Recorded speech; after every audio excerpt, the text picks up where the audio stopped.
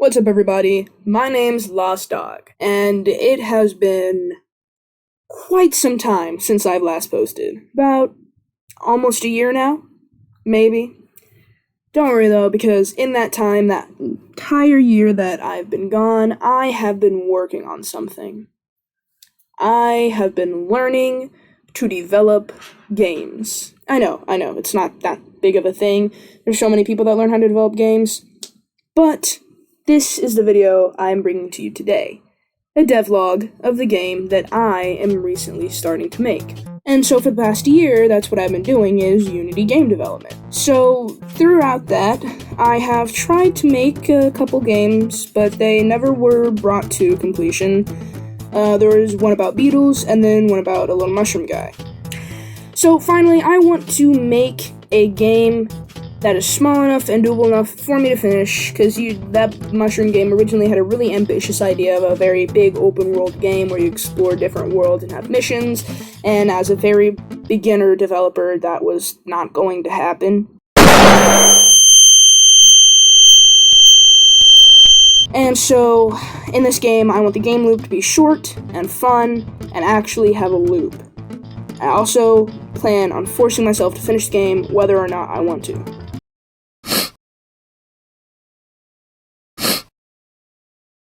So, what I want the game to sort of look like aesthetic-wise, I guess. It's either going to be like a goofy cartoonish style or cyberpunk type look.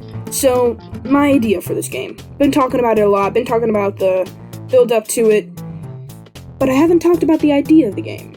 So, the idea for this game is you are a dirt poor, like not a penny, nickel, or dime to your name, and you're drunk. You are always in this bar, constantly in this bar, and you are looking to get blackout plastered.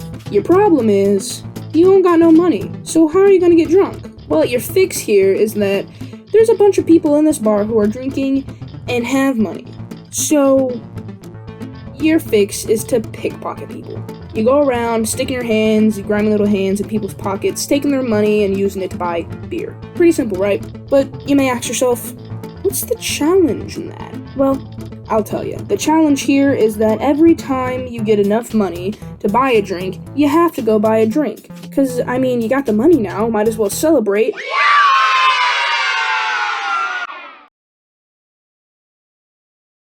The downside is, though, every time you take a drink, you get a little bit closer to drunk. And what does that mean, you might ask? That means pickpocketing is going to get a lot harder. You're not just going to perfectly be able to sneak up on someone and pickpocket them when you're about to fall out. So, in the game, there is going to be drunk statuses. The first status, of course, when you're in the game is sober.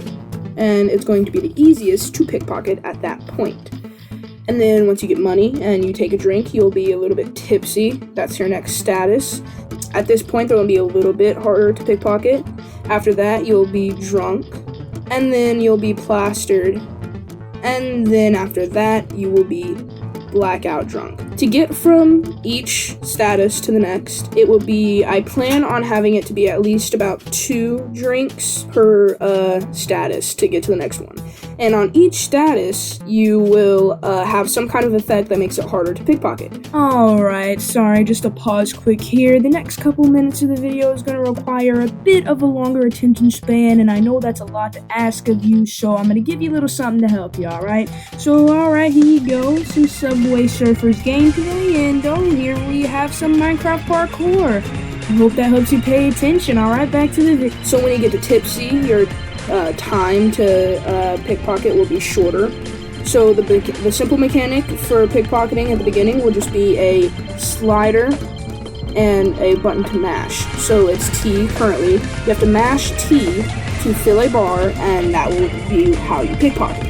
Am I the butthole for telling my brother the truth on why I don't ask him for anything? Pickpocketing is you go up to them, you press E to pickpocket, and then the idea is that it takes you to another scene, and it'll be a close-up, basically, of their pocket with your hand in it. And you'll have to drag your hand with your mouse to the money, grab it, and drag it out without hitting the edges of the pocket. It'll be sort of like those mazes, the scary mazes where you can't hit a wall, or basically. So, that's going to be the idea. So from sober to tipsy, you'll have the slider mechanic, and from tipsy to drunk, you'll have that mechanic. And when you're plastered, that is when you'll have to really use your brain. So when you're plastered, the mechanic idea is that you'll have to create distractions. That's the idea for that. Now to what I've actually done so far. So in the beginning of the game, of course, I had to decide whether I wanted to be third or first person, and I decided on third person originally. But I have only ever made 3D controllers this far in games, and so I needed a bit of help to do my first person player controller. And I went to get help from the person that every game dev goes to get help from when they are having troubles, and that's Brackies. We all know him, we all love him, we all get help from him. Anyways, now after that, I had to set up the NPC, or the customer NPC at least. So for the customer NPC, originally I tried to have it where every NPC had a check sphere for the player, but for some reason that I can't quite remember, it didn't work. I set it up to where it wasn't keeping individuality between the NPCs, and that's kind of what we needed. We kind of need that individuality. So instead of that, I reworked it by having the player shoot a raycast out from the center of the camera, and that raycast would send back the info of what it hit, and if it hit an object tagged customer, then it would trigger the booleans looking at customer and can pickpocket to be true. After you pickpocket them, that can pickpocket boolean would be set to false.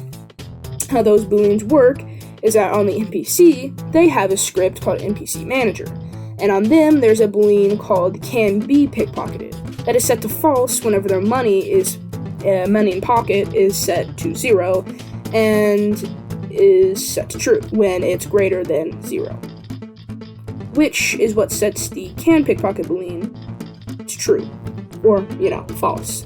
So if the player is looking at the customer that can be pickpocketed, then you can pickpocket that customer. Also, at that point, I realized I wanted the player to be much closer than like 5 feet away to pickpocket a customer. But I didn't want the reach of the raycast to be so short, so I made a check sphere around the NPC to check if the player was close enough. So now you have to be looking at the customer, be close enough to the customer, and the customer must have actual money in their pocket for you to take and pickpocket. Then after pickpocketing, you can't pickpocket them again, which means that, like I said before, the can pickpocket or can be pickpocket is set to false. In the future, I plan on having it to where the NPCs, after being pickpocketed, whether you success or fail, maybe after 30 seconds, the customer would be getting up and leaving the bar. And a little bit, maybe 10 seconds after that, another one would come in with money in their pocket, and so that keeps, a flow of customers with money coming in and out of the bar, and also make it feel a little bit more realistic. Of course, this game isn't that realistic to every single person who plays it, but it's a little more realistic. People don't just sit in a bar and stay in the bar for an entire day, at least as far as I know. I've actually never drank alcohol, so I wouldn't know. Never been to a bar, wouldn't know. Anyways, so in setting up this code, I just basically used a bunch of if statements and booleans, as you probably could have guessed from what I've told you so far. So, of course, there were a fair amount of errors, but up until that point, I pretty much fixed them pretty well. But there was one point where I had this error, where when there was multiple NPCs in the scene, if I pickpocketed one NPC, it would take the money of all NPCs. It wouldn't give the player all the NPC money, it would only take the NPC money from the one and then give it to the player, but for some reason, all of the NPCs lost their money. And so every single NPC said, you already tried this guy, move on or you might notice, and you couldn't pickpocket him. So that was an issue. So, I then spent the next 6 hours trying to figure out the error. I was confused. I was on the brink of insanity at this point. I felt myself going crazy with this code, and so I stepped away Went to my kitchen, I got myself a little bit of a sandwich, some orange juice, and I felt rejuvenated. I felt better. Once I read through my code again and I tested, I saw that there was just one simple error. I had to move an else statement that made the pickpocketing boolean false down 4 lines. I had to move it down 4 lines to a different if statement. That was it. That was the whole error. 6 hours of my day. The joys of game development.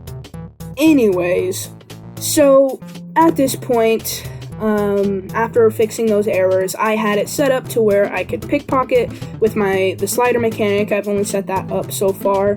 I can pickpocket, success or fail. I can take money, stuff like that, and it'll tell me when I have enough money to get, beer. But I don't have a bar to go buy beer from, so I set up a little, bartender, which is just a sphere with a giant box for a head. And so for him, I decided, you know what, I'm not gonna go insane with these if statements and booleans, at least not a shit ton of them. So I looked up some stuff to make things more efficient, and I found Unity events, and it's actually fairly simple. It's not that difficult to do. I don't know why I waited it for so long. It's pretty easy. So I fit some stuff in there. So I have a buy drink event and a update money event. So the buy drink event happens when you have enough money to pickpocket, and it stops you from being able to pickpocket customers so that you're forced to go buy yourself a drink. And we want that because I don't want them to just save up a bunch of money from the customers and then buy all their drinks in one go and then immediately get to the end of the game. That's not fun. So you have to go buy a drink after you get enough money for a drink. So, I have that in. However, when I was testing this new feature, there was a couple errors. So, everything was working fine until the event to buy a drink was triggered. So, whenever you pickpocketing everyone, and then you have this one person that I pickpocket, and that was the person that gave me enough money to be able to buy beer. And all the UI on my screen disappeared for the pickpocketing abilities, except for the timer label. For some reason, the timer label was stuck until I went and bought a beer. Once I bought a beer, it disappeared. And then after buying a beer, the player's money, is set to exactly 0.300002. So the way the buying a beer works is that it just subtracts the price of the booze from what you have, which is, so it's odd, because I tested it twice to recreate the error, and no matter what money I had beforehand, it always set it just back to 0.300002, no matter what. And then also, you remember that glitch I said earlier that I had spent 6 hours trying to figure out? Where the NPC customers, they, no matter if you just pickpocketed one, they all were affected. So that came back. Except the amount of NPCs it affected this time varied. So it wasn't all of the NPCs that suddenly said that, it was just 1 to 4. It was really weird. Now, I haven't fixed that yet. And I have an idea to try and fix it. So you know how there's like a bunch of if statements, else's and else ifs and booleans constantly going back and forth between 3 different scripts, constantly communicating back and forth. It gets confusing, at least to me, trying to track where these goddamn bugs are, trying to debug this stuff. So my plan is to try and fix it by taking this confusing amount of ifs and booleans and putting them into Unity events. There'll still be ifs and there'll still be booleans, but it would just be less confusing by being organized into Unity events to make at least the code look less confusing.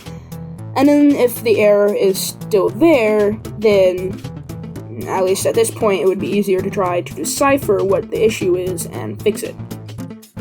So that's it for this video. That's all I have done so far, and I do plan on continuing to update you guys if you come back and watch. I totally love feedback about the game, any suggestions for the code, game, and design, etc.